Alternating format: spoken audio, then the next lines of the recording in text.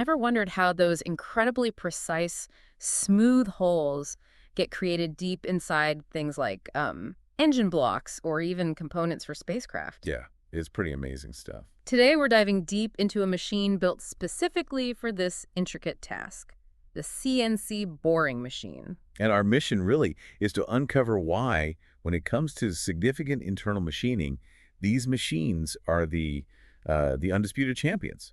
They Uh-huh. often outperform the more common lathe. Right. We've sifted through explanations of how they work, the astounding accuracy they can achieve, and the crucial roles they play across different industries. Absolutely. We're talking about tolerances so tight they're just a fraction of a human hair. I mean, seriously impressive stuff. It really is. We'll also be exploring a clever piece of engineering called an extendable spindle. That sounds interesting.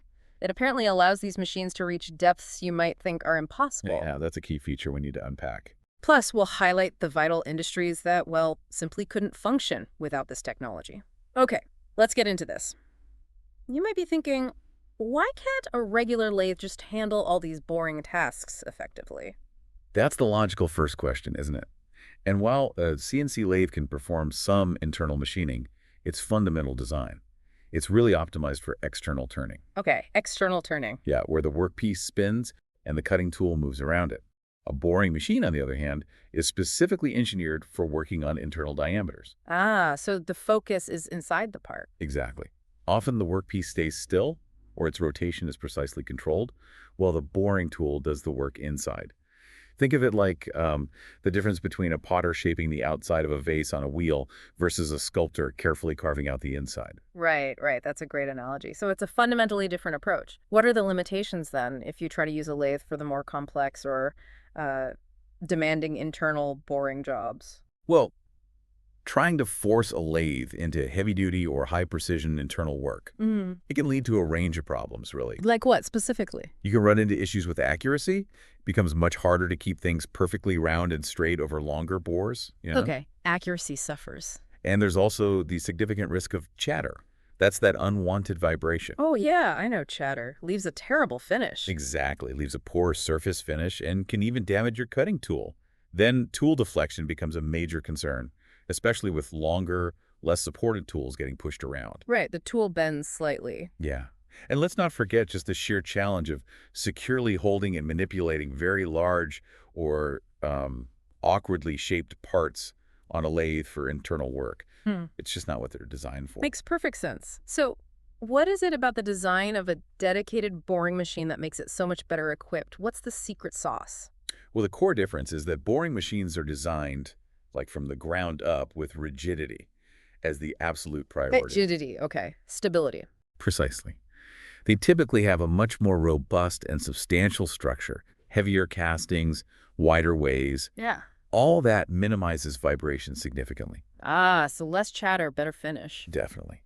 They're also built to accommodate larger and more complex workpieces. Imagine trying to precisely machine the inside of a massive engine block on a lathe. It's simply not practical or stable. Yeah, I can picture that. It wouldn't work well. And then you have those specialized features we touched on, like the extendable spindle, which are specifically engineered to tackle deep and intricate internal shapes. Think of trying to carve something detailed with I don't know, a wobbly knife versus a solid chisel. Good comparison. That inherent stability in a boring machine directly translates to, well, microns of accuracy. Okay, so they're the specialized heavy hitters for internal work.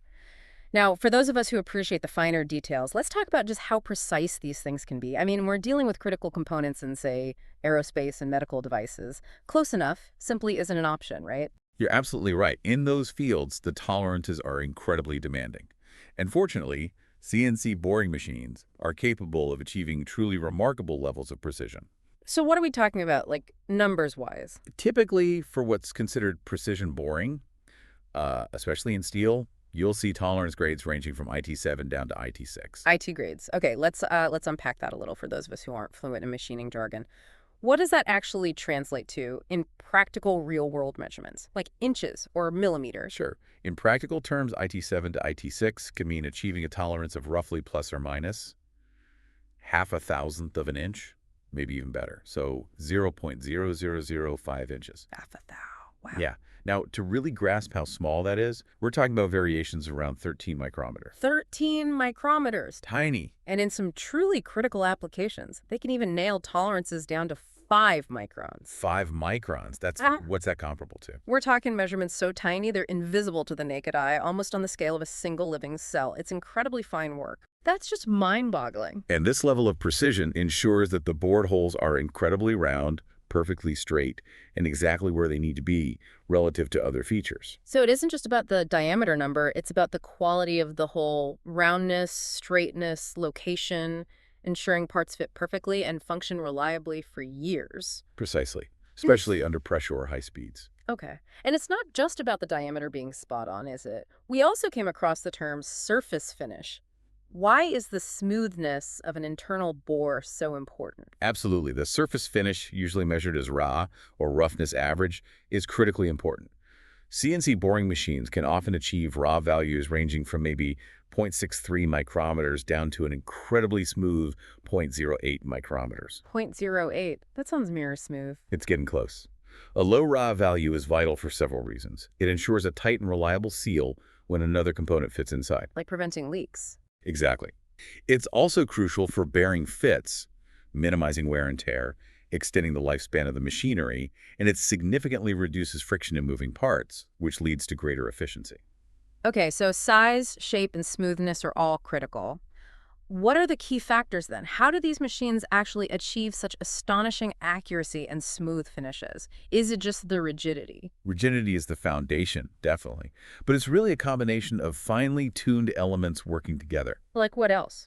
Well, you have the quality of the cutting tools themselves they need to be incredibly sharp, perfectly balanced, with minimal runout. Okay, you mentioned run out. For those of us less familiar, what exactly does that mean in this context? A wobble. Yeah, that's a good way to put it. Think of it as a slight wobble or imperfection in how the tool rotates in the spindle. Even a tiny bit of wobble can negatively impact accuracy and surface finish. Ah, okay, so minimizing that is key. Absolutely. Using the correct high-quality tool holders is also crucial for that. Then you need optimized cutting parameters, the right speed the tool spins at, the right feed rate it moves through the material. Getting those speeds and feeds dialed in.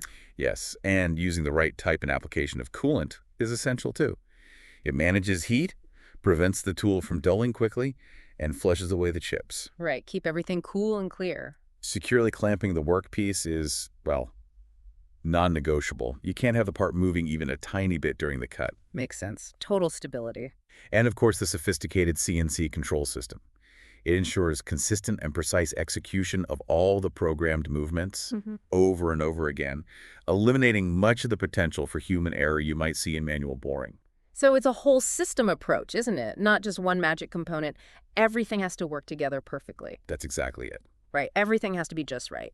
And these levels of precision are absolutely vital for things like creating the perfect bearing seats in engines, machining the actual cylinder bores where the pistons move. Yeah, critical fits. And for any components where you need an absolutely perfect tight fit between mating parts. Now let's delve into reaching those tricky, deep internal features. We heard about something called an extendable spindle. What's the magic behind that? Sounds intriguing. Ah, the extendable spindle, often called the W-axis or sometimes a boring quill. It's a real game changer for specific types of boring operations. How so? Well, imagine you need to machine a feature deep inside a large, complex casting. Or maybe there are other parts of the workpiece physically blocking easy access for the main machine structure. Okay, like reaching into a box through a small opening. Sort of, yeah. With a standard fixed spindle, you'd be limited by the overall length of your cutting tools. And using very long, slender tools, well, that can introduce a whole host of accuracy problems. Because they flex or vibrate? Exactly. Potential flexing, vibration. Think of trying to draw a perfectly straight line with a really long, skinny, wobbly ruler. Right, you lose control and precision instantly. Precisely. The extendable spindle overcomes this. It allows the cutting tool, mounted in this quill, to automatically extend or retract along the machine's main spindle axis, completely independently of the other machine movements like X, Y, and Z. So it's a telescopes out. Yeah, that's a good way to visualize it. Imagine a telescoping fishing rod, but instead of a hook on the end, you have a super precise cutting tool, and the CNC controls exactly how far and where it extends with micron-level precision. That gives you much greater reach then. Significantly greater reach, yes. For machining deep holes and internal features that would otherwise be incredibly difficult or frankly impossible to access with the required accuracy using standard tooling. That sounds incredibly ingenious. How does that mechanism actually work without losing rigidity or accuracy? It sounds like it could be quite mechanically complex. It is quite sophisticated, yeah. Yeah. The mechanism involves that inner spindle, or quill, which securely holds the cutting tool, sliding axially within the main rotating headstock assembly. So it slides in and out while the main part spins. Exactly. Power needs to be transmitted to rotate that inner spindle effectively, but it also needs to be able to move in and out smoothly and with extreme precision, following the CNC program's instructions. How do they manage that without wobble or friction? Engineers have developed clever designs. They often use things like intermediate shafts, splines, and specialized flanges that allow this movement to occur smoothly without introducing excessive friction or compromising the rotational accuracy between the moving quill and the stationary parts of the headstock. It's pretty clever engineering. It really sounds it. So what are the key advantages then of having this extendable spindle capability? What does it let you do? Well, the most obvious benefit is simply the ability to machine those deep holes and internal features that would otherwise be completely inaccessible or would require multiple really complex setups to maybe reach from different angles. Okay, reach is number one. What else? It also provides significantly improved rigidity when you need that extra reach. Instead of relying on a very long, unsupported boring bar that's prone to bending or vibrating, The wobbly ruler problem again. right, you're essentially extending a robust part of the machine itself closer to the cut. This leads to much better accuracy and surface finish, even deep within the workpiece. Better stability means better quality. Got it. And finally, it adds a tremendous amount of flexibility. It can significantly reduce the number of setups needed for a complex part. How so? You can machine multiple features at different depths, things like bores, counterbores, maybe internal faces, even perform spot-facing operations deep inside a part, all in a single clamping of the workpiece. Ah, so less handling, less chance of errors creeping in between setups. Exactly. This not only saves a considerable amount of time, but also dramatically improves the positional accuracy between all those different machine features because the part hasn't moved. So it's all about getting to those hard-to-reach places with enhanced stability, greater accuracy, and improved overall efficiency. Makes sense. Now, when is using one of these dedicated boring machines really the optimal choice? What specific kinds of workpieces are they ideally suited for? Where do they really shine? Well, while CNC boring machines are remarkably versatile, they truly excel, as you might guess, when working with large, heavy, or irregularly shaped parts. The big stuff. Yeah. Think particularly of those box-type components, things like gearbox housings, pump casings, or the classic example, engine blocks. Okay. They are also the go-to solution for any workpiece that demands highly precise internal hole systems, especially when those holes have features on multiple faces or are located deep within the structure of the part. Okay, so those substantial, complex, internally detailed items. What makes boring machines such a particularly good fit for those kinds of parts? Why not a big mill, for example? Good question. For those box-type components, you often need to machine features on multiple different sides, right? Yeah, usually. Horizontal boring machines, especially those equipped with integrated rotary tables, allow you to rotate the part and access these various faces with far fewer setups compared to, say, moving it between different machines or refixturing it multiple times on a mill. Ah, the rotary table is key there. Fewer setups again. Absolutely critical for maintaining the precise relationships, the parallelism, the perpendicularity, the locations between all those machine features. These parts also frequently require intricate systems of internal holes. For shafts, bearings. Exactly. Yeah. Shafts, bearings, cylinders. And these holes demand very precise diameters, locations, parallelism, and perpendicularity. Boring machines are specifically designed to deliver that necessary level of accuracy and control for hole geometry. Okay. Furthermore, as we said, these types of workpieces can be exceptionally large and heavy, often way beyond the load-bearing capacity or the physical work envelope of standard lathes, or even many milling machines. Boring machines are specifically engineered to handle that substantial size and weight robustly. Built tough for the big jobs. That makes perfect sense. Uh. And what about parts that simply require incredibly accurate internal holes, even if they aren't necessarily massive box shapes? Absolutely. If the accuracy of the internal bores, we're talking diameter tolerance, roundness, straightness, and their exact position relative to other features if that accuracy is paramount. The most important thing. Yes, especially if the boring operation is the final machining step intended to achieve those incredibly tight tolerances we talked about, then a boring machine is almost always the best choice for that finishing pass. Because it's optimized for that internal precision. Correct. And naturally, if you're dealing with holes that are significantly deep or long relative to their diameter, well, that extendable spindle we discussed makes a boring machine the uniquely ideal solution. Nothing else quite matches it for deep, precise bores. Right, the W-axis advantage. Finally, because you're aiming for such a high degree of precision, you need the ability to securely fasten and support the workpiece. Boring machines typically have very rigid tables and allow for robust clamping mechanisms, faces, custom fixtures to ensure there's absolutely no movement or vibration during the machining process. Okay, so the key takeaway seems to be, if the workpiece is large or heavy or complex with intricate internal features, and the accuracy of those internal bore dimensions is absolutely critical, a CNC boring machine is very likely the optimal solution. That sums it up nicely, yeah. Now, these machines sound quite specialized, maybe even niche. What are the major industries that heavily rely on this technology? Where would we typically find these impressive machines in action day to day? You might be surprised by just how many essential sectors depend on them. They're less niche than you might think once you see where they're used. Major industries including aerospace, definitely automotive, Okay. Cars and planes. heavy machinery, think construction and mining equipment, the energy sector, which includes oil and gas and power generation. Big turbines, pipelines. Exactly. Mold and die making is another big one. The defense industry, of course. And even medical device manufacturing, although sometimes on a smaller scale, all rely heavily on the unique capabilities of CNC boring machines. Wow. So, the incredible precision we're talking about isn't just for bragging rights in the manufacturing world. It directly impacts the safety and performance of the car you drive, the plane you might fly in, the power grid that keeps your lights on, and even the medical devices that could potentially save your life. Wow, that's a really broad range. It touches almost everything. Can you give us some specific examples? Like what parts are they making within some of these industries? Certainly. In aerospace, they are absolutely crucial for machining critical engine components, think turbine casings, compressor shafts, things like that, as well as essential parts for aircraft landing gear. All of these demand extremely tight tolerances for safety and long-term reliability under huge stress. Makes sense. Life-critical components. Absolutely. In the automotive industry, they are essential for producing engine blocks, specifically machining the cylinder bores to perfection and the precise bores for the crankshaft and camshaft. Also, transmission housings, all critical for vehicle performance, fuel efficiency, and longevity. Okay, the heart of the engine and transmission. Exactly.